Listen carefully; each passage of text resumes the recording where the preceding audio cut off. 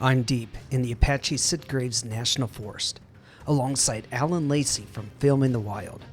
We're miles off the grid, surrounded by untouched wilderness, hoping for just one glimpse of a creature so rare, it's almost a myth, the Mexican gray wolf.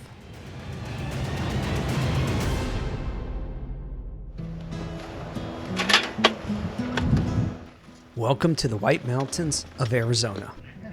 We're setting up camp at the edge of a forest with a wide open prairie in front of us. Many of you who have been enjoying Alan's channel, Filming the Wild, will recognize this as the place where he filmed the Mexican gray wolves. As you can see, I'm very anxious to start our search. And I think I see something out in the field. Likely a cow or an elk. That's what that looks like to me. I'll put the scope on it. If you don't know Alan, I invite you to check out his channel, Filming the Wild.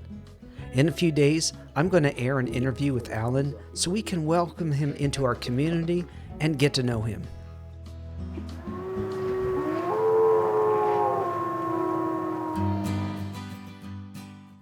Morning has come to the White Mountains, and I'm making sure we start this day off with a good breakfast of chorizo and scrambled eggs. We didn't have any wildlife in the prairie by the campsite, so after breakfast, we headed to an area where the wolves have recently been.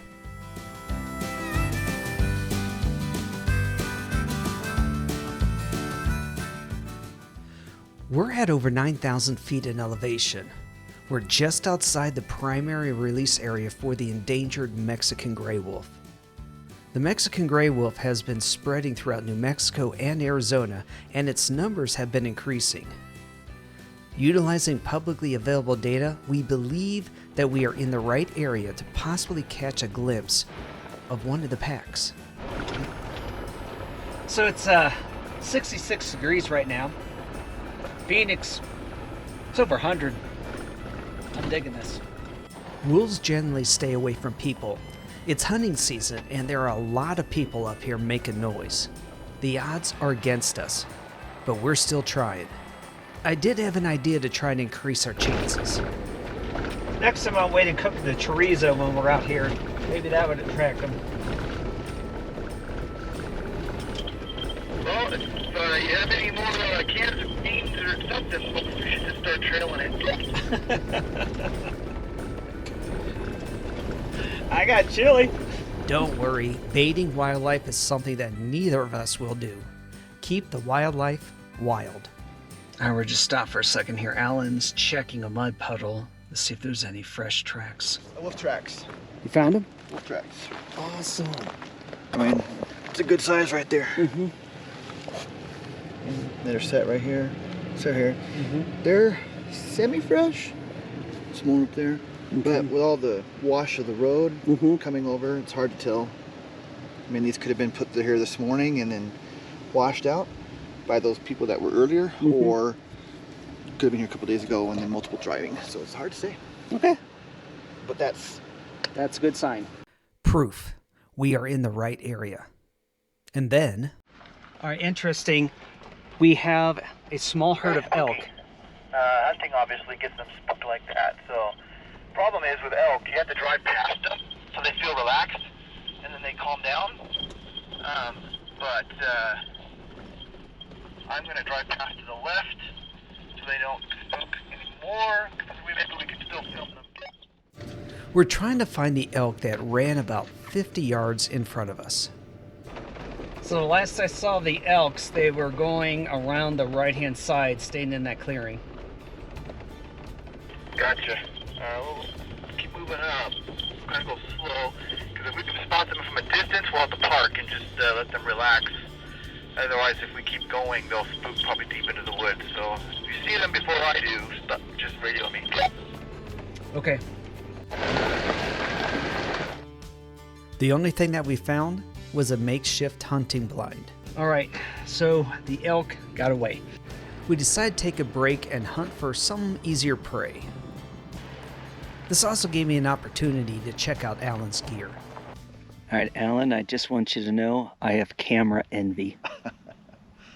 That thing is amazing. I mean, it's it's not so much about the gear as it is like what can you do with your gear, right?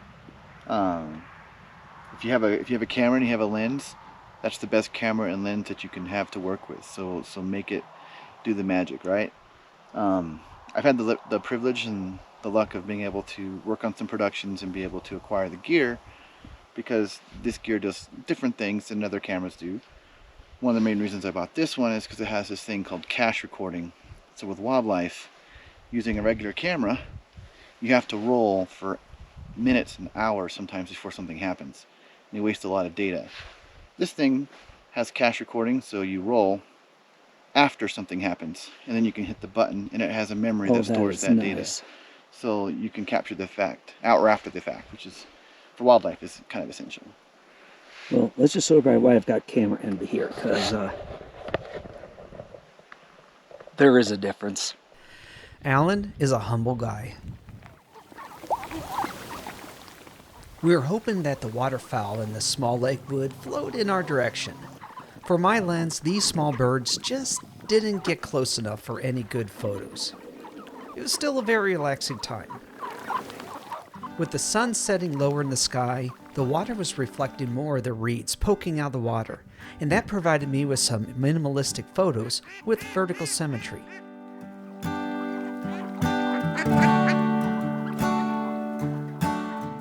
So while I was focused on a bunch of weeds sticking out of the water, eagle-eyed Alan saw something interesting. Gotta watch her. Alan just found 2 coyotes. They're coming towards the water. So we're in a very precariously tight position right now. Trying not to move too much. I can see the ears in my camera right now, and that's about it. They just kind of settled down. How he sees these things, I'll never know. We're going to call these two Ernie and Bert. Cautiously, the pair worked their way to the lake. As with the birds, these two were staying a bit too far out for a great photo. I missed getting a video of Bert jumping on some potential prey. Alan got a video of it, so check out Alan's channel to see this guy in action. And then this happened. Dogs and coyotes generally don't get along. As a dog lover, this is not going to be fun for me. Doogie, that's what I named the dog, seems to be more interested in us than the pair of coyotes who are now in very close proximity to him. Ernie and Bert don't seem to be bothered by his presence either. Bert is just chilling in the evening sun. Okay, now I'm really getting worried. Doogie is getting close to Bert. Too close. Bert definitely knows that Doogie is close by. And this was unexpected. Bert is just casually heading away from Doogie. Despite having a numerical advantage, Ernie and Bert seem to have no interest in Doogie whatsoever. Now that we know Doogie was safe. Well, we are heading back to camp for the night. We're gonna get things set up, gonna get a nice hot dinner, some hot fluids in us, take it easy, and let the coyotes and the wolves sing us asleep. Normally, I post my camping locations to my followers at patreon.com/EWJ, but Alan asked me not to share this location to help protect the wolves.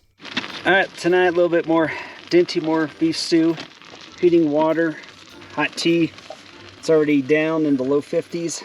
Keep us warm tonight. Off the bed to get ready for another day in the wilderness. Check back tomorrow for the next chapter in this adventure.